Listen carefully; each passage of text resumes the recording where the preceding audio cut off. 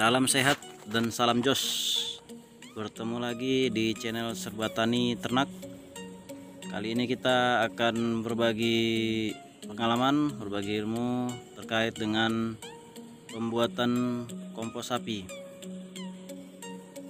Jadi dari pembuatan kompos sapi tentu bahan dasarnya adalah kohe sapi. Nah, di sini perlu kita beritahukan bahwa kohe itu adalah kepanjangan dari kotoran hewan. Banyak yang belum tahu itu. Artinya kotoran hewan itu belum mendapatkan perlakuan tambahan atau fermentasi, sehingga perlu dikomposkan. Untuk tahap pertama, kita melakukan penumpukan dulu pada kohe sapinya. Paling tinggi 5-15 cm untuk satu lapisan. Setelah itu kita tabur dengan dolomit, kemudian arang sekam, dan terakhir dengan bekatul atau dedak halus. Untuk perbandingannya sendiri agar lebih mudah, satu gerobak atau satu beko itu isinya 2 karung kohe sapi, kemudian dicampur dengan 1 genggam dolomit, 2 genggam arang sekam, dan 3 genggam bekatul.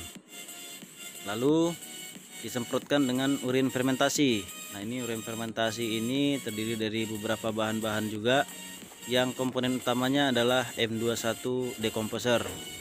Lalu di dalam urin sapi tersebut campurannya ada 15 liter urin sapi, kemudian molasses 1 kilo, kemudian M21 1 botol, sehingga nanti dia penuh 16 liter. Nah, itu difermentasi selama 7 hari sampai aroma urin sapinya tidak ada sama sekali. Yang ada aroma tape. Kemudian itu kita gunakan untuk bahan penyemprotan.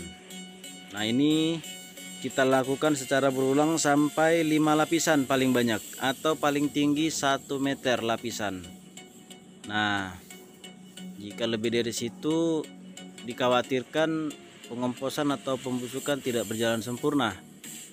Oleh karena itu saran kami, dari pengalaman kami, hanya 5 lapisan cukup, kemudian tingginya tidak lebih dari 1 meter. Hal ini dilakukan secara berulang-ulang, kemudian disemprotkan kembali. Paling atas nanti juga dilakukan yang sama, ditaburi dolomit, arang sekam, dan dedak sesuai dengan dosis yang telah kami sebutkan tadi, atau lihat keterangan di bawah.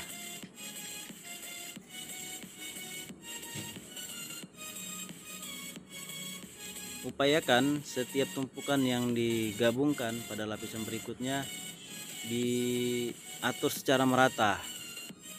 Hal ini agar M21-nya boleh secara merata juga tersebar, sehingga pengomposan boleh merata di setiap tempat. Begitu juga dengan penaburan dolomit, arang sekam, maupun bekatul. Sebisa mungkin dengan porsi yang sudah disebutkan tadi dapat disebarkan secara merata. Sebagai tipsnya dalam pengolahan kompos, bahwa cairan yang disemprotkan itu tidak boleh terkena matahari langsung, karena mikrobanya akan mati. Kemudian jika terjadi hujan pada saat proses pengomposan, sebaiknya kohenya itu ditutup dengan terpal sehingga tidak kena hujan langsung. Dan dalam arti kohe yang akan kita komposkan itu tidak basah oleh karena hujan, sehingga mikroba yang ada pada M21 atau pada urin fermentasi tadi dapat bekerja secara optimal.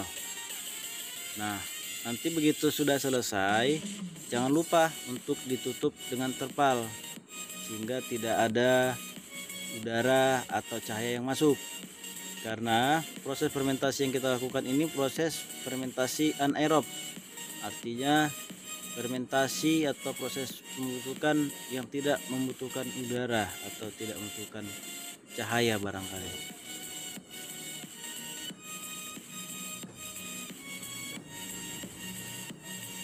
Biasanya untuk ukuran 3x3, volume kompos yang kita olah itu bisa mencapai 2 ton, atau kalau 3x4 2,5 ton. Kalau lebih dari situ kemungkinan yang terjadi komposnya tidak akan berproses dengan baik karena itu terlalu padat. Dan upayakan sebaik mungkin kompos yang sudah kita olah sedemikian rupa tidak dipijak atau tidak dipadatkan, karena mikroba pun memerlukan rongga udara, sirkulasi udara untuk dia bisa bernapas. Makanya di beberapa pembuatan kompos sebagian dimasukkan bambu ke tengah-tengah kompos tersebut, bambu yang sudah dibolongin, agar itu tadi, agar mikrobanya bisa lebih cepat berkembang akibat sirkulasi udara di dalamnya.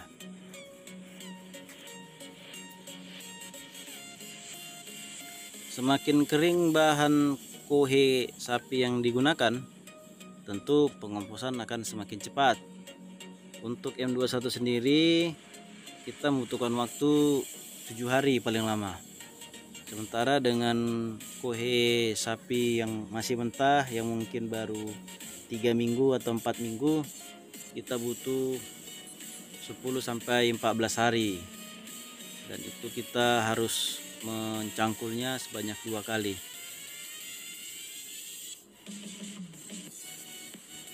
Untuk saat ini bahan kue sapi yang kita gunakan itu sudah ada sekitar 6 bulan, jadi dia sudah agak kering, dan mudah-mudahan dalam 7 hari proses pembusukannya berjalan dengan lancar.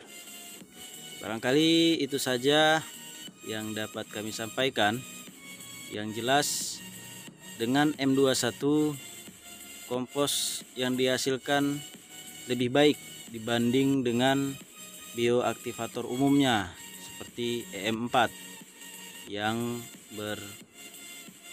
berbotol kuning. Namun demikian, kembali kepada sobat ternak, sobat tani, memilih mana bahan yang cocok. Salam jos untuk semua.